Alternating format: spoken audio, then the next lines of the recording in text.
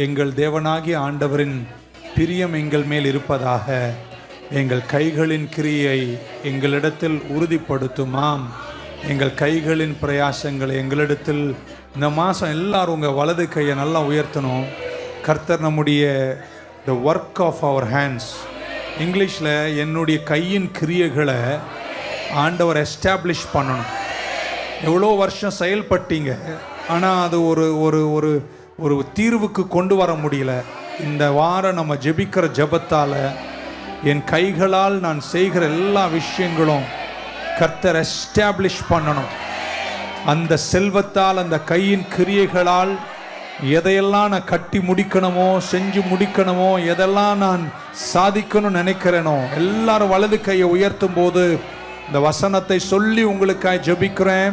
And let the beauty of the Lord our God be upon you, and let him establish the work of your hands. Yes, let God establish the work of your hands.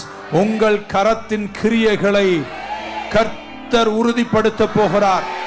நீங்க செய்வதெல்லாம் கர்த்தர் உறுதிப்படுத்த போகிறார். உங்க துக்க நாட்கள் கண்டிப்பாய் தீரும். கர்த்தர் ஆச்சரியங்களை காண செய்வார். நான் நம்புகிறேன். எரிகோவின் மதில்களை உடைத்து இத்தனை நாட்கள் நடந்து வந்த நடையின் மகத்துவங்களை காண போகிறீர்கள். இந்த வார்த்தை சொல்லும் போது ஆமீன் சொல்லுங்க. தீயையும் தண்ணீரையும் கடந்து வந்தீர்கள்.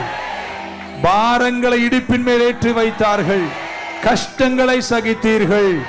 ஆனால் இப்பொழுதோ கர்த்தர் எங்களை விசாலத்தில் வைக்கிறார் என்ற வார்த்தை உங்கள் வாழ்வில் நிறைவேறுவதாக, நிறைவேறுவதாக என்று இயேசுவின் நாமத்தில் நான் ஜெபிக்கிறேன். கர்த்தரின் கைகளின் கிரியைகளை உறுதிப்படுத்துவார் என்று நம்புறவங்க கையை தட்டி ஆமேன்னு சொல்ல மாட்டீங்களா? ஹல்லேலூயா.